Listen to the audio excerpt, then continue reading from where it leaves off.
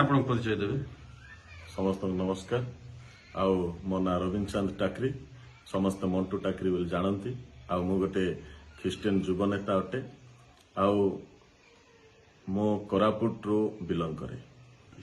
ମୁଁ ଦୀର୍ଘ ଦିନ ହେଲା ମୁଁ ମିଡିଆରେ ଦେଖୁଛି ଯେ ଖ୍ରୀଷ୍ଟୀୟ ଧର୍ମକୁ ନେଇ ବହୁତ ତର୍କ ବିତର୍କ ଚାଲିଛି।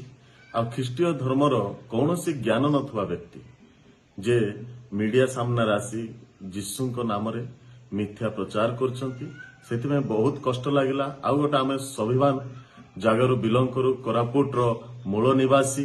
ଆଉ ମୂଳ ନିବାସୀ ହେଇଛୁ ଆଉ ପ୍ରଭୁଙ୍କୁ ଆମେ ଗ୍ରହଣ କରିଛୁ। ସେଥିଯୋଗୁଁ ମୁଁ ଏ ପ୍ରେସ୍ ମିଟ୍ ଡାକିଲି ବହୁତ କଷ୍ଟ ଲାଗିଥିବା ସକାଶେ। ସନାତନୀ ମୁଭି ତିଆରି ହେଲେ ବା ସନାତନୀ ମୁଭିର ଆମେ ଏଗନେଷ୍ଟ ନୁହଁ କି ହିନ୍ଦୁ ଧର୍ମରେ ଆମେ ଏଗନେଷ୍ଟ ନୁହଁ। ଭାରତ ଗୋଟେ ଗଣତାନ୍ତ୍ରିକ ଦେଶ, ଆଉ ଗଣତାନ୍ତ୍ରିକ ଦେଶରେ ଆମେ ସବୁ ଧର୍ମ ସବୁ ଜାତି ଆମେ ବିଲଙ୍ଗ କରୁ। ଆଉ ଆମେ ତ ମୁଁ ଗୋଟେ ଖ୍ରୀଷ୍ଟିଆନ ଲୋକ, କିନ୍ତୁ ମୁଁ ହିନ୍ଦୁ କଲଚରକୁ ବହୁତ ଯେ ସମ୍ମାନ ଦିଏ। କିନ୍ତୁ ମୋର ଜାତି ଉପରେ ଯେତେବେଳେ କଥା ଆସୁଛି ସେତେବେଳେ ମୁଁ ଆଉ ବରଦାସ୍ତ ବି କରିପାରିବି ନାହିଁ। ଆଉ ବିଶେଷ କରି ଯୋଉ ତପୁ ମିଶ୍ର ଯୋଉ ମନ ଇଚ୍ଛା କରୁଛନ୍ତି, ମନ ଇଚ୍ଛା ବାଇଟ ଦଉଛନ୍ତି ମିଡିଆରେ, ଆଉ ତାଙ୍କେ କହୁଛନ୍ତି କାହାରୁ ଓହ୍ଲେଇକି ଆମେ ତାଙ୍କୁ ମାରିବୁ ଖ୍ରୀଷ୍ଟିଆନ ଲୋକକୁ।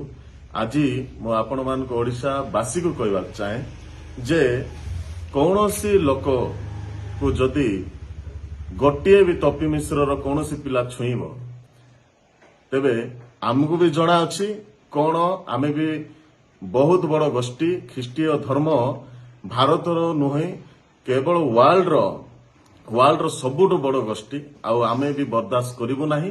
ଆଉ କିନ୍ତୁ ଆମେ ତପି ମିଶ୍ରକୁ ବିଶେଷ ଅନୁରୋଧ କରୁ, ଆମକୁ ପ୍ରଭୁ ଯୀଶୁ ଖ୍ରୀଷ୍ଟ ପ୍ରେମ ଶିଖାଇଛନ୍ତି। ଆଉ ସେ ପ୍ରେମ ବଳରେ ଆମେ ଆପଣଙ୍କ ହାତ ଯୋଡ଼ି ଅନୁରୋଧ କରୁ।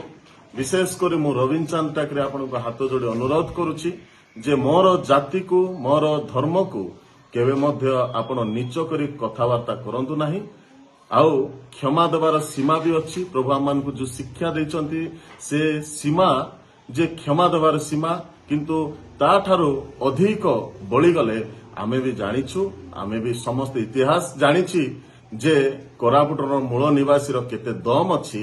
ସେଟା ଇତିହାସ ଜାଣିଛି। ଆପଣ ବୋଧେ ଜାଣିନାହାନ୍ତି, ଆପଣ ତ ମୂଳ ନିବାସୀ ନୁହନ୍ତି, ଆପଣ ଜାଣିପାରିବେ ନାହିଁ। ଆପଣ ମାନେ ମାଇଗ୍ରେଟ ପର୍ସନ। ଆମେ ହେଲୁ ମୂଳ ନିବାସୀ, କୋରାପୁଟ ମାଟିର ଏବଂ ଓଡ଼ିଶା ରାଜ୍ୟର, ଭାରତ ବର୍ଷର ମୂଳ ନିବାସୀ। ଆମେ ଜାଣିଛୁ ଆମ ଦେଶକୁ ଆମେ ସୁରକ୍ଷା କେମିତି ଦେବାଟା ଆମେ ଜାଣିଛୁ, ଆମ ଧର୍ମକୁ ଆମେ କେମିତି ସୁରକ୍ଷା ଦେବାଟା ଜାଣିଛୁ। ଆଉ ବିଶେଷ ଅନୁରୋଧ କରେ ମିଡିଆ ଭାଇମାନଙ୍କୁ ମଧ୍ୟ, ଆପଣମାନେ ଯୋଉ ମିଥ୍ୟା ପ୍ରଚାର କରିବା ଲୋକମାନଙ୍କୁ ସହଯୋଗ କରୁଛନ୍ତି, ଅନୁରୋଧ କରେ, ହାତ ଯୋଡ଼ି ଅନୁରୋଧ କରେ ଯେ ମିଥ୍ୟା ପ୍ରଚାର ବନ୍ଦ କରନ୍ତୁ। ଏଇଟା ଗଣତନ୍ତ୍ର ରାଷ୍ଟ୍ର, ଗଣତନ୍ତ୍ର ରାଷ୍ଟ୍ରରେ ପରସ୍ପରକୁ ସମ୍ମାନ ଦେବାଟା ଶିଖନ୍ତୁ।